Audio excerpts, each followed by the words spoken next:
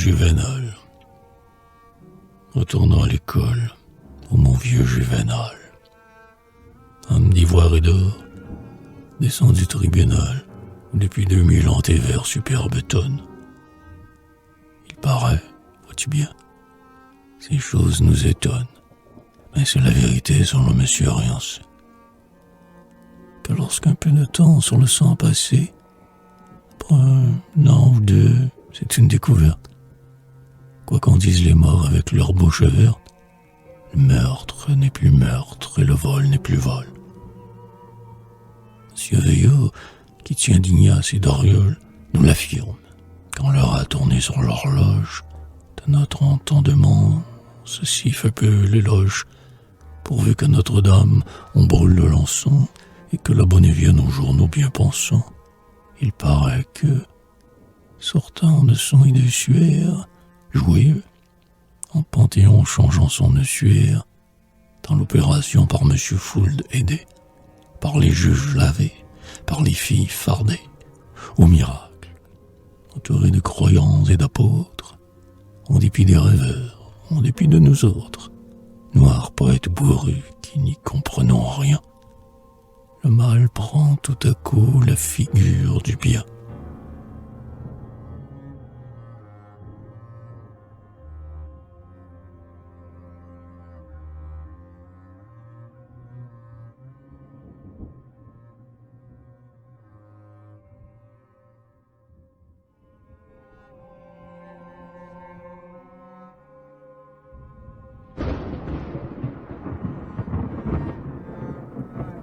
Il est l'appui de l'ordre. Il est bon catholique. Il signe hardiment prospérité publique. La trahison s'ébille en général français. L'archevêque ébloui bénit le Dieu succès. C'était crime jeudi, mais c'est au fait dimanche. Du pourpoint probité l'on retourne la manche. Tout est dit. La vertu tombe dans l'arriéré. L'honneur est un vieux fou dans sa cave murée. Ô grand penseur de bronze, ô nos dures cervelles, faisons entrer un peu ces morales nouvelles. Lorsque sur la grand combe ou sur le blanc de zinc, on a revendu 20 ce qu'on a payé 5. Sache qu'un guet-apens par où nous triomphâmes est juste, honnête et bon. Tout du rebord des femmes, sache qu'en vieillissant le crime devient beau. Il plane signe après s'être envolé corbeau. Ouais, tout cadavre utile exhale une odeur d'ambre. Que vient-on nous parler d'un crime de décembre quand nous sommes en juin? L'herbe a poussé dessus. Toutes les questions, la voici. Fil, tissu, coton et sucre, brut, prospère. Le temps passe. Le parjure difformé, la trahison basse, en avançant en âge ont la propriété de perdre leur bassesse et leur difformité. Et l'assassinat louche et tout souillé de l'ange change son front de spectre en un visage d'ange.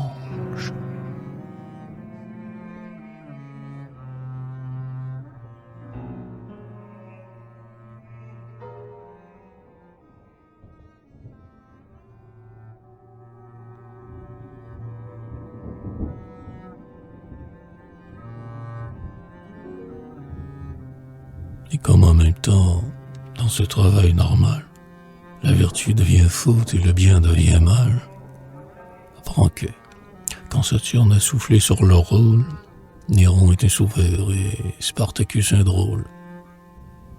La raison obstinée a beau faire du bruit, la justice, ombre pâle, a beau, dans notre nuit, murmurer comme un souffle à toutes les oreilles.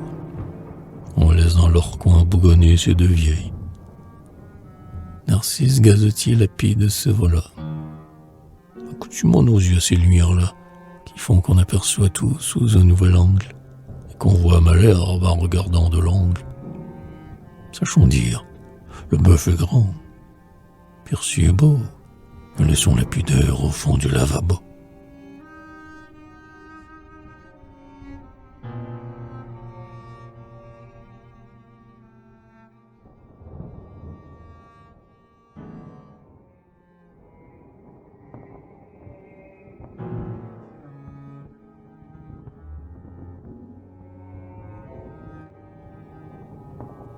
Le bon, le sûr, le vrai, c'est l'or dans notre caisse.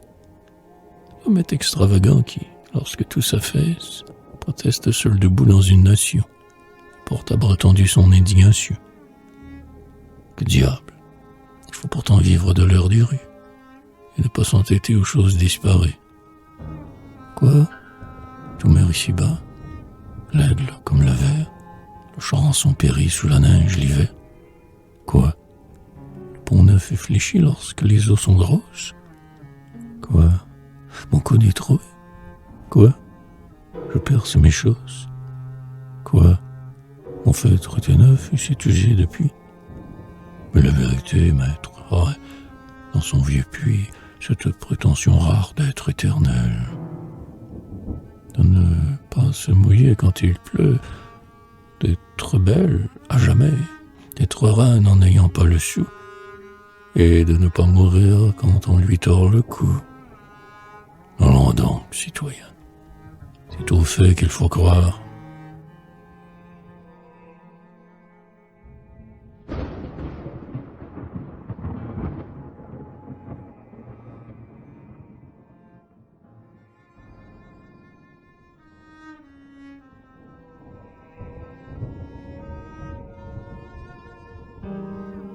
Sur ce, les charlatans prêchent leur auditoire, idiots, de mouchards, de grecs, de philistins, des gens pleins d'esprit détroussant les crétins. La bourse rit. La hausse offre aux badauds ses prismes. La douce hypocrisie éclate en aphorisme. C'est bien, nous gagnons gros et nous sommes contents. Et ce sont, juvénales, les maximes du temps. Quelques sous-diacres, éclos dont je ne sais quelle bouche, trouva si vérité en balayant Montrouge. Si bien qu'aujourd'hui, fiers du roi du temps nouveau, messieurs les aigrefins et messieurs les dévots déclarent, s'éclairant l'heure de leur cierge, Jeanne d'Arc, courtisane et Messeline vierge. Voilà ce que curé, évêque, Talapin, au nom du Dieu vivant, démontre en 3 points. Et ce que le philo qui fouille dans ma poche prouve par A plus B, par argot plus baroche.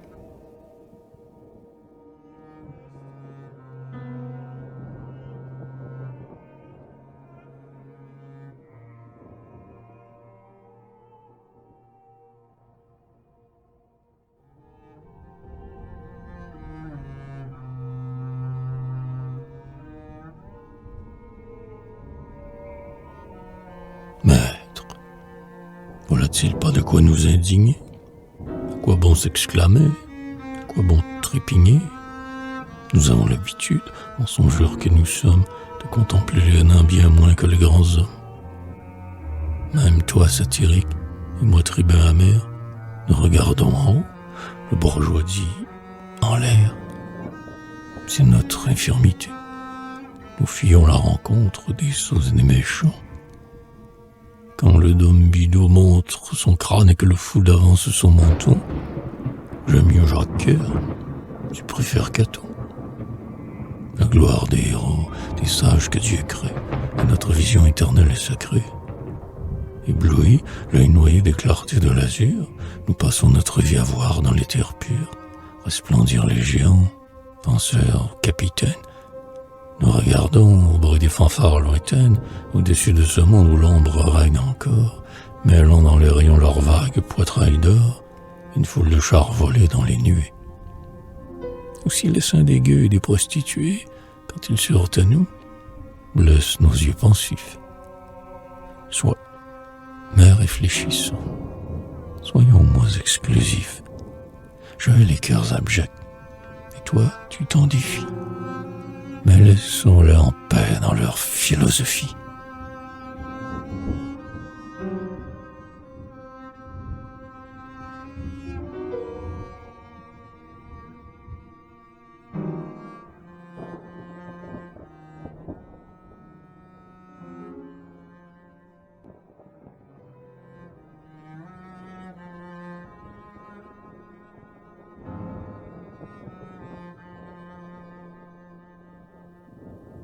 Et puis, même en dehors de tout ceci, vraiment, fait-on blâmer l'instinct et le tempérament? Ne doit-on pas se faire aux natures des êtres? La fange à ses amants et l'ordure à ses prêtres? De la cité Bourbier le vice est citoyen? Où l'un se trouve mal, l'autre se trouve bien. J'en atteste Minos et j'en fais juge et acte. Le paradis du port, n'est-ce pas le cloaque? Voyons, en quoi, répond Giniavre et subtil, cela nous touche-t-il et nous regarde-t-il? Quand l'homme du serment dans le meurtre patauge, quand monsieur Beauharnais fait du pouvoir une auge, si quelque évêque arrive et chante Alléluia, si saint Arnaud bénit la main qui le paya, si tel ou tel bourgeois le célèbre et le loue, s'il a des estomacs qui digèrent la boue. Quoi, quand la France tremble au vent des trahisons, stupéfaits et naïfs, nous nous ébahissons. Si Paris vient manger des glands sous ce grand chêne, nous trouvons surprenant que l'eau coule à la Seine. Nous trouvons merveilleux que trop long soit ce capin. Nous trouvons inouï que du pain soit du pain.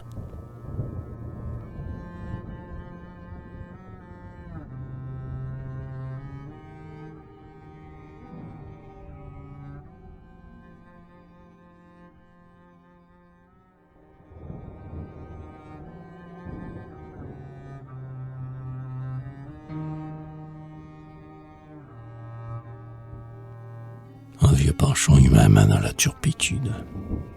L'opprobre est un logis, un centre, une habitude. Un toit, un oreiller, un lit tiède et charmant, un bon manteau bien ample où l'on est chaudement. L'opprobre a le milieu respirable aux immondes. Quoi? Nous nous étonnons d'ouïr dans les deux mondes les dupes faisant cœur avec les schnappants, les gradins, les niais vantés ce guet-apens. Mais ce sont là les lois de la mère nature. C'est de l'antique instinct l'éternelle aventure. Par le point qui séduit ses appétits flottés, chaque bête se plaît aux monstruosités. Quoi, ce crime hideux? Quoi, ce crime stupide? N'est-il plus d'animaux pour l'admirer? Le vide, s'est-il fait? N'est-il plus d'êtres vils et rampants?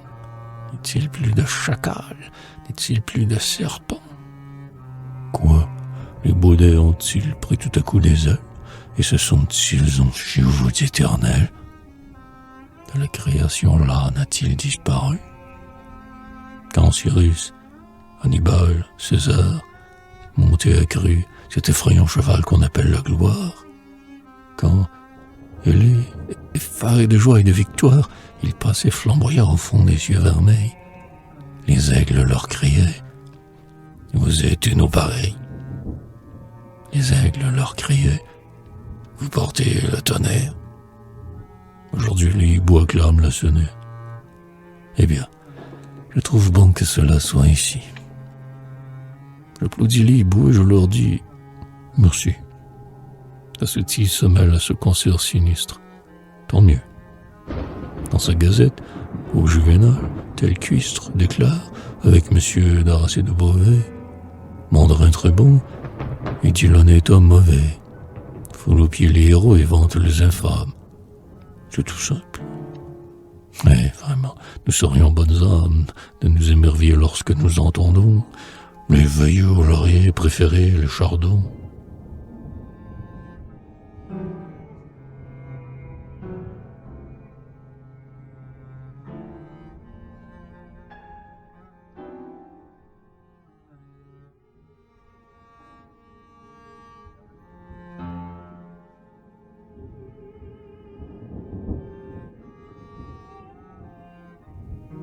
Donc laissons aboyer la conscience humaine, comme un chien qui s'agite et qui tire sa chaîne.